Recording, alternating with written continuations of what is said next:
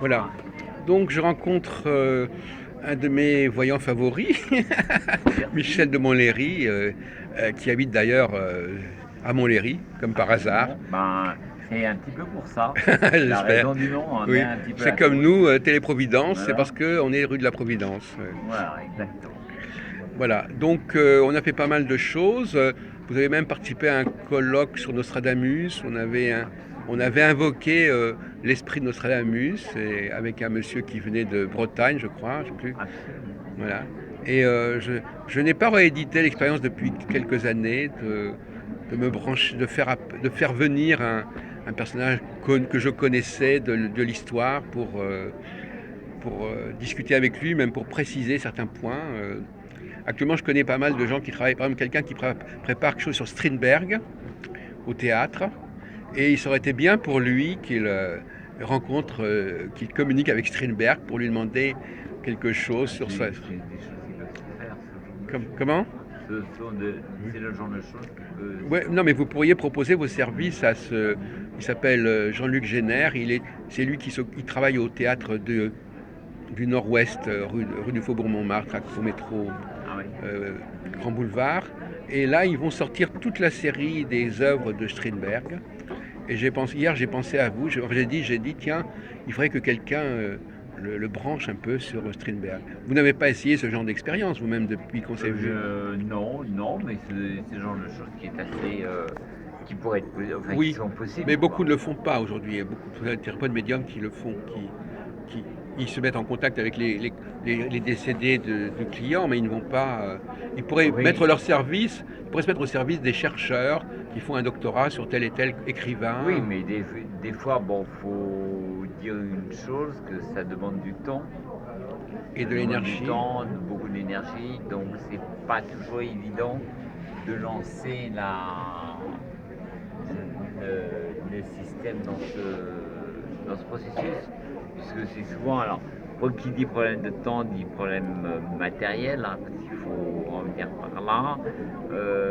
De travailler bénévolement, c'est toujours un petit peu compliqué parce que bon, ben, faut essayer de concilier le matériel et le bénévole, même si le matériel n'est pas une priorité, mais je dirais il y a des charges qui sont là, on ne peut pas y échapper.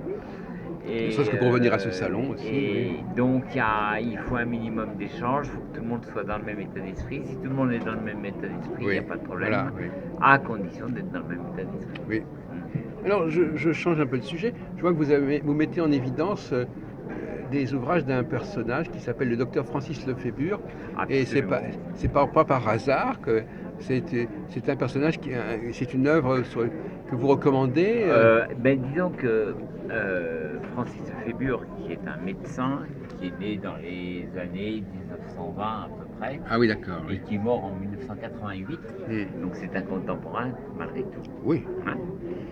Et c'est quelqu'un qui a passé sa vie à démontrer le pouvoir de la lumière sur le cerveau, hein, hmm. et la connaissance, la, la connaissance de base, enfin surtout toutes les connaissances ésotériques, médiumniques, etc., qui peut se développer avec l'aide de la lumière.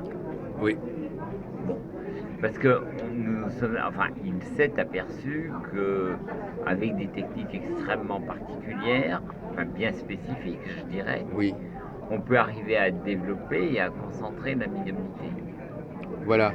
Donc la médiumnité n'est pas forcément un don, ce n'est Ah, pas voilà. forcément quelque chose d'hérité, Hmm. hein, c'est surtout quelque chose qui permet, alors qui est présent en tout le monde, parce que quelle mère de famille n'a pas une intuition, hein.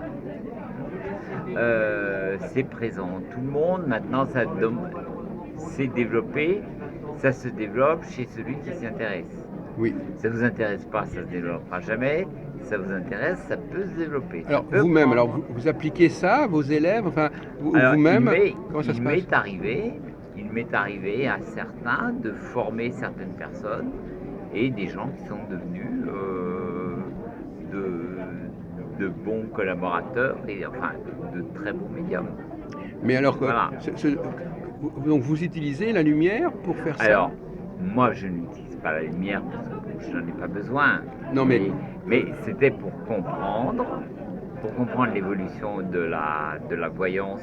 Et je dirais parce qu'à la base de ma recherche, parce que j'ai quand même fait pas mal de recherches oui. avant de tomber là-dessus, hein, ça a été pourquoi la voyance, hein, qu'est-ce qui faisait que j'avais cette possibilité de voyance et qu'est-ce qui faisait que le cerveau, hein, avait cette possibilité de développement de voyance, de percevoir le futur. Oui.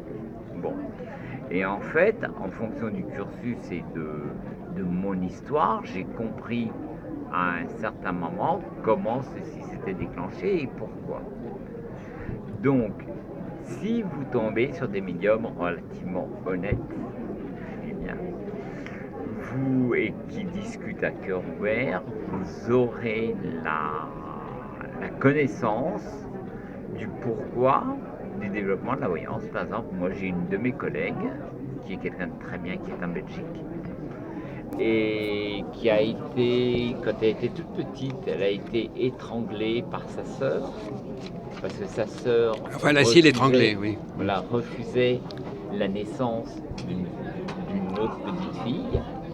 Donc elle a tenté de l'étrangler pour toujours rester toute seule. Bon, ils avaient 5-6 ans d'écart, la gamine avait 6 ans, la personne en question venait de naître, et cette gamine était tout bleue, a été sauvée par ses parents et distribuée. Oui. Cette gosse a été muette jusqu'à l'âge de 12 ans. À la suite de cet étranglement? À la suite de ce traumatisme. Ah oui. Et cette petite a réappris à parler avec une glace. Et le fait de réapprendre à parler avec une glace, avec beaucoup de lumière, etc., a développé en elle des capacités de médiumnité. Mais c'est elle qui l'avait trouvé, ce système, ou c'est quelqu'un? Elle l'a trouvé toute seule. Ah oui. Ça a été de l'intuitif. Ah oui. Elle est allée vers la glace, elle a vu que ça marchait. Combien de temps elle est restée? 4 ans Plus que ça, jusqu'à l'âge de 12 ans. À quelle heure le traumatisme? À quel âge le traumatisme? Le traumatisme, elle était bébé, elle avait 3 mois. Et à un moment donné, elle a... Elle a eu ce déclic. Ah oui. D'apprendre à parler face à la glace parce qu'elle se voyait parler. Oh là là, oui, oui. Et c'est comme ça qu'elle a pu réapprendre à parler, etc. Et ça, cette faculté lui a développé des facultés de médiumnité. Donc chaque fois c'est différent. Alors chaque fois c'est différent, chaque fois c'est en fonction de l'histoire de chacun. Mais là il y a une question de lumière quand même quelque part. Oui. Là il y a la lumière, il y a le reflet de la lumière dans le miroir. Hein? Donc chaque voyant que j'interviewe, il y a une histoire de lumière derrière. Alors, il y a toujours une histoire de lumière, que ce soit avec le feu, que ce soit avec le soleil, que ce soit avec l'eau, que ce soit le reflet du soleil. Pour vous aussi, la lumière. Absolument, absolument. Hein? Et que tout ça développe des capacités de médiumnité. D'accord, donc on comprend le cheminement de dire la médiumnité est un don, c'est pipeau. D'accord. Ça c'est clair, c'est net. C'est pas une histoire héréditaire parce qu'il n'est absolument pas possible d'avoir une histoire de transmission, hein, avec la médiumnité, compte tenu que c'est l'histoire de chacun. Donc ça ne veut rien dire. Oui. Ça ne veut rien dire. Et c'est pas parce qu'on a une grand-mère qui tirait les cartes. Alors certes, on peut toujours s'intéresser aux cartes. Ça peut avoir réveillé quelque chose. Ça peut avoir réveillé des choses. Ou donné une certaine culture. Mais en aucun cas, ça donne une ouverture d'esprit. Mais ça ne donne pas la raison de... Mais est-ce qu'on peut, alors monsieur Montlhéry, est-ce qu'on peut éventuellement provoquer ce don de voyance en créant les conditions pour... Absolument, en créant un chemin très, très spécifique, hein, en suivant, je dirais, un chemin très particulier, on arrive réellement à développer des facultés d'intuition. Et par exemple, vous-même, qu'est-ce que vous feriez, par exemple, quel genre d'exposition vous mettriez un genre de personne devant une glace, devant une lumière? Pas forcément. Je dirais que si quelqu'un cherche, par exemple, à développer la clairaudience, que va-t-elle faire tous les jours? Hein, je conseille de boucher l'estragus, donc l'oreille. D'accord. Hein, le fait, alors au début, on va entendre le bruit comme avec le coquillage. Hein, lorsqu'on est enfant. Bien sûr. On va boucher le son extérieur on va entendre le bruit de la circulation du sang, Oui. de la tête, en fait, de Et le l'organisme. problème des acouphènes aussi, Hein, oui, c'est ça, oui. on peut Oui. créer un petit peu des acouphènes, des choses comme ça, mais petit à petit, on va entrer en contact avec ce que l'on appelle son ange gardien et on va avoir des voix. Mais là, il n'y a pas de lumière dans ce cas Là, précis. il n'y a pas de lumière, mais ça, c'est un des exemples. Ah oui, d'accord. Mais il y a plusieurs facultés. Autrement dit, vous êtes quand même tout à fait possibilités. capable, vous êtes devenu spécialiste de tout ce qui peut déclencher, réveiller la voyance. La voyance en tout à chacun. Voilà, donc si quelqu'un veut améliorer, ou par exemple quelqu'un qui fait du tarot mais qui n'est pas voyant, Voilà, eh bien en allant vous voir, il va ajouter cette capacité au bout d'un certain temps. Complètement. Voilà, oui. Complètement. J'ai la faculté, je dirais, d'amener quelqu'un sur le développement d'une voie spirituelle et d'une voie à l'écoute de soi, du développement des flashs. Si la personne m'écoute, alors c'est peut-être un peu prétentieux, mais c'est ainsi.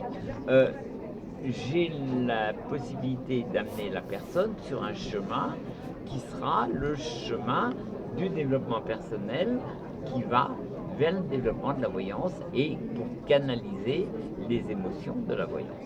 Mais alors finalement, vous avez donc d'un côté une vocation de formateur, mais dans le cas de la consultation elle-même, ça n'intervient pas. Ah ben ça ne vous rien pas. La personne qui va vous consulter, elle n'est pas là pour devenir voyante. Ah non, non, Ça. pas du tout, pas du tout. Quoique. C'est des choses, je dirais, ce sont deux casquettes. Voilà, c'est ça. Complètement différentes. Mais On ne connaissait, là, on ne connaissait pas la première casquette. Mais oui. l'un accompagne l'autre. Oui.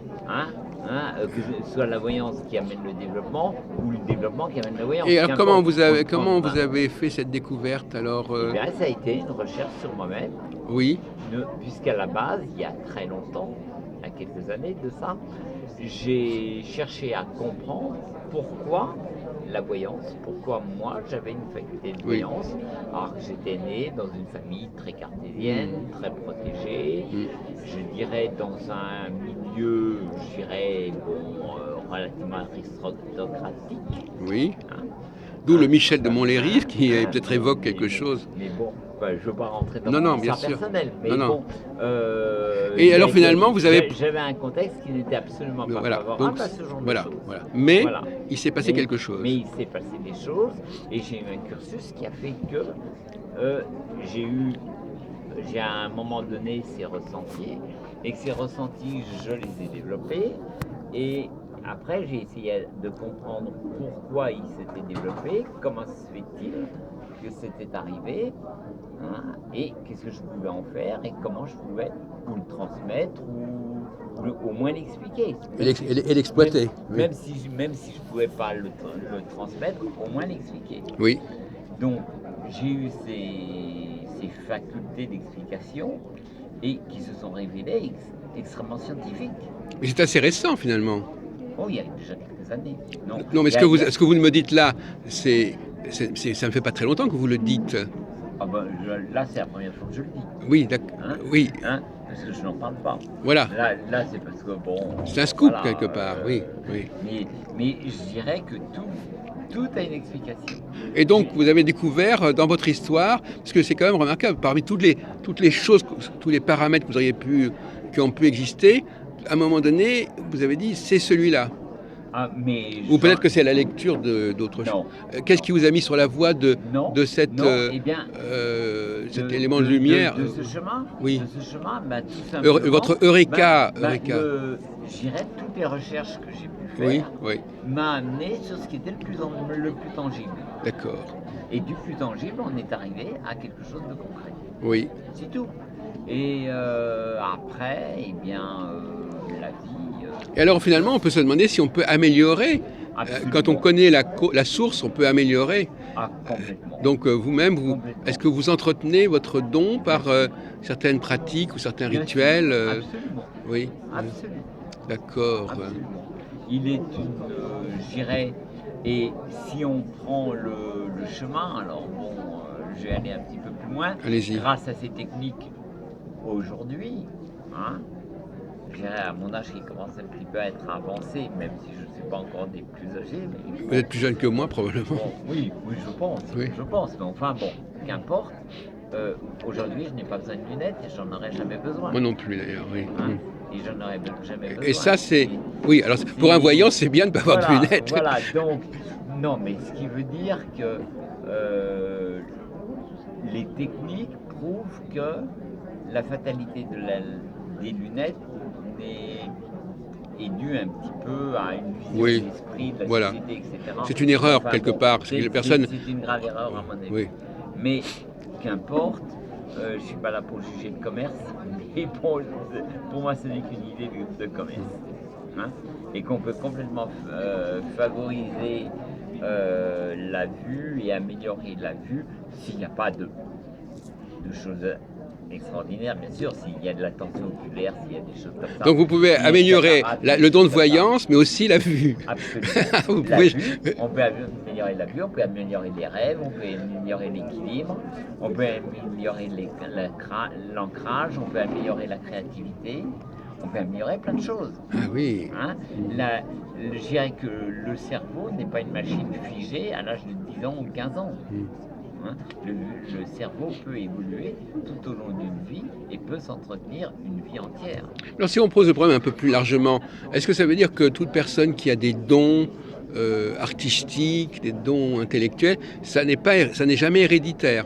C'est jamais héréditaire. Voilà. C'est ça la grande leçon.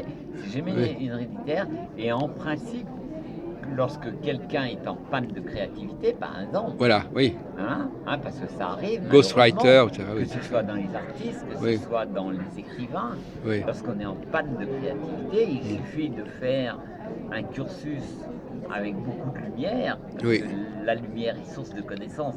Est-ce que ça veut dire qu'il faut voyager dans le sud? Non, ça n'a pas de rapport. Alors ça peut être ça, mais ça peut être aussi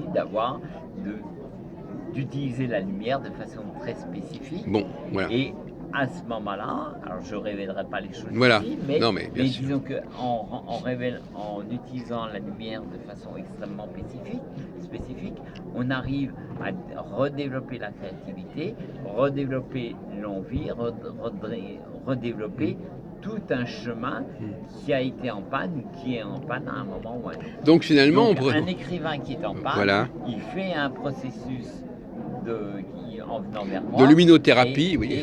C'est pas la luminothérapie, mais bon, je dirais que on peut s'inspirer de ce genre de choses, mais la lumière va amener à un développement de la créativité et à un développement de l'ancrage et éviter d'être un peu trop dans les nuages. Par contre, bon, il est certain que pendant ce genre d'exercice, il est préférable de ne pas boire d'alcool, etc. Oui, parce que l'alcool ralentit les effets sur le cerveau, etc. Bon, mais en dehors de ça, les effets sont assez extraordinaires en général au bout d'un mois et demi. Mais alors vous avez tout un équipement dans votre lieu de travail, avec comme une sorte de lieu comme chez un photographe, avec des spots. On peut imaginer plein de choses. Mais j'ai du matériel qui permet d'aller dans ce sens.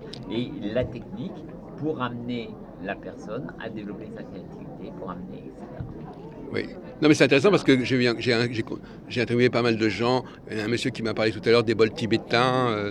Il y a Marc Cohen qui m'a parlé de... Le son marche de façon admirablement bien. Oui, ah oui. C'est-à-dire que si on ajoute à la lumière le rythme et la lumière développent la créativité. Donc on est dans la musicothérapie aussi quelque part.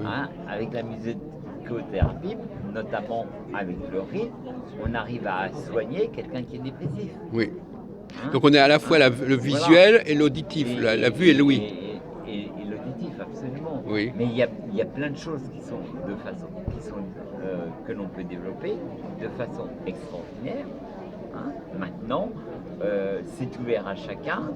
Maintenant, à chacun de découvrir, et après, à chacun de venir vers moi pour le... Parce que finalement, on ne peut pas s'amuser à le faire soi-même. En disant, il dit qu'il y a la lumière, alors moi je vais jouer. On ne peut pas faire n'importe quoi. Oui. Au départ, si vous n'avez pas la technique, si vous n'avez pas les connaissances de base, qu'est-ce que vous allez faire? Vous allez dans le mur. Oui, enfin, ça va servir à rien, voilà. Vous ne saurez pas comment l'utiliser. Voilà, c'est ça. Donc mais la plupart des gens, ça leur est arrivé sans qu'ils le sachent, de toute façon, oui. Donc, Non, la pas plupart. forcément. Non, mais je veux dire, ils l'ont pas fait. Ils Pas l'ont pas fait. forcément, il y en Ils a l'ont- qui l'ont développé instinctivement, il y en a qui s'en sont servis instinctivement, mais si vous allez en Bretagne, si vous allez au bord de la mer, de nombreux pêcheurs, par exemple, ont des facultés d'intuition et de voyance. Mais est-ce qu'on ne pourrait pas dire, Michel de Montlhéry, que éventuellement, on peut avoir été guidé pour avoir ce genre d'expérience, si vous voulez. Absolument. Je peux te l'emprunter? Hein, non. 10 minutes, d'accord? Ah bah 10 minutes, ok. N'est-ce pas? Oui, On complètement. peut se poser la question finalement que c'est que certaines personnes qui ont été choisies pour être éclairées et initiées. Non, parce que c'est pas comme ça que ça fonctionne. D'accord. Mais disons que chacun intuitivement peut avoir à un moment ou un autre de dire tiens, une idée dans un contexte particulier qui développe, qui crée la forme d'intuition pour dire tiens, si je fais ça. Oui. Ben, c'est comme une mère de famille, c'est pareil. Donc moi par La exemple, mère de famille qui a l'intuition pour ses gamins. je devrais me faire réfléchir sur si éventuellement il y a quelque chose qui m'a déclenché au niveau de la lumière dans ma vie, dans mon si tant est que j'ai des. Tout dépend ce que vous voulez faire et tout dépend où vous voulez aller. Non, mais je voulais savoir si déjà, par rapport à mon histoire personnelle, est-ce que je suis capable de faire dès maintenant? Ben, Est-ce que ça a été déclenché Et pourquoi pas, si vous avez la possibilité de réfléchir à votre parcours, il est possible qu'à un moment Voilà. donné, vous vous dites, tiens, à tel moment il s'est passé ça, Oui. ça a déclenché ça. Voilà. D'accord. C'est pas anodin. En général, c'est pas anodin. C'est ça. Donc il y a une liste de questions qu'on devrait se poser. Est-ce que tu as fait Absolument. ceci? Est-ce que tu as eu cela? Je dirais, c'est une réflexion sur soi-même. Oui. Très bien. Et lorsqu'on cherche un petit peu l'histoire des voyantes, des voyants, Ah. souvent il y a un effet qui est lié ou à la lumière ou à l'eau. Ah, vous l'avez trouvé ça. Absolument. D'accord. Donc ça. Voilà. D'accord. Et donc ça amène plein de questions, plein de réponses. Et lorsqu'on discute avec des gens qui sont pas, je dirais pas des gens qui s'amusent, mais de vraies personnes qui travaillent, on s'aperçoit que les facultés de voyance ou de développement, etc., ont été faites par le fait d'une histoire. Aujourd'hui, l'informatique, par exemple, quelqu'un qui travaille beaucoup sur l'informatique va être amené à développer parfois des facultés d'intuition. Pourquoi? Parce qu'il sera toujours sur l'écran, etc. Eh ben oui, voilà. De l'attention sur l'écran. Ouais. Et c'est pour ça que quand on disait il y a quelques années que ce siècle sera un siècle de connaissances, il n'y a rien d'étonnant compte tenu du développement du matériel informatique. Ben oui. Tous les jeunes sont appelés à l'informatique Oui. et tous les jeunes sont appelés à développer des capacités d'intuition et de voyance. Ah oui, dans mon Tout cas, simplement. effectivement, je reconnais que je travaille constamment sur tout ce que quand Voilà. j'écris sur écran Voilà. et j'adore donc, être devant un écran. voilà, et Oui. systématiquement. Alors après, si c'est fait de façon excessive, Oui. par contre, la personne finit par déprimer parce qu'elle ne dort plus, etc. Ah oui. Donc, il y a un autocontrôle à avoir pour ne pas, Oui. pour pas en prendre plein la tête. Quoi. Bien sûr, bien Tout sûr. simplement. Mais effectivement, vous avez dit. Il Oui. y a une gestion intelligente de son emploi du temps pour ne pas devenir dépendant, accro, et pour ne pas aller dans n'importe quel sens. Mais comme vous dites, effectivement, aujourd'hui, on est de plus en plus confronté aux écrans, la télévision, le téléphone, l'ordinateur. De toute façon. Oui. De toute façon. Et donc, ça devrait développer les facultés. Plus ça va, Oui. plus le côté médiumnique va être vulgarisé. Oui. Et ce qui est normal, Oui, c'est vrai. compte tenu de l'évolution de la Oui. société. En effet, c'est un paradoxe, c'est que la technologie va développer nos facultés latentes Voilà. de Par voyance. contre, au détriment d'autres. Ah, Bon, oui.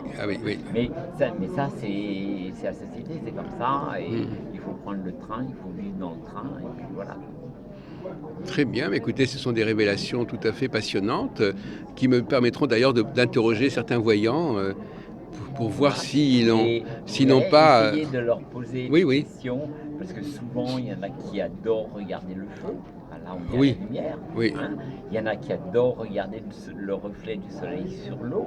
Oui, Là, on est encore à la lumière. oui, Le reflet du soleil sur l'eau qui est la réverbération. Oui, Hein. oui. La réverbération développe une forme d'intuition. Mm. Hein. Le rythme de l'eau, le bruit de l'eau, donc le rythme, le son, Voilà, l'eau, le son, oui. hein, le clapotis de l'eau, Mm. hein, va aider à développer un côté intuitif. Mais il y a plein de choses qui existent comme ça. Ouais, vous-même, vous qui êtes, sont dans la nature même. oui. Vous êtes musicien vous-même, vous jouez un peu quelque chose. Non. Vous ne jouez pas sur les sons, finalement. Non. Enfin, je travaille avec les sons. Oui, Hein, je travaille avec les sons, mais à la base, je ne suis pas musicien, bien que j'ai eu des grands-mères qui jouaient parfaitement Oui. du piano, Ah. un grand-père qui jouait du violon, Oui. etc. Oui. Bon, un père qui jouait du piano, etc. Bon, donc nous avons été bercés dans la musique. donc là on retrouve l'hérédité, oui, un peu. Hein, Oui. mais je dirais que là, ça veut dire que l'oreille est exercée, Mm. c'est tout. Mais alors finalement, ce que je n'ai pas compris, parce que c'est pourquoi justement cette exposition à ces énergies lumineuses et pourquoi ça déclenche justement ces Eh capacités. bien, parce que d'abord, bon, ça va à l'œil, ça travaille sur le rachis, ça détend l'organisme, etc.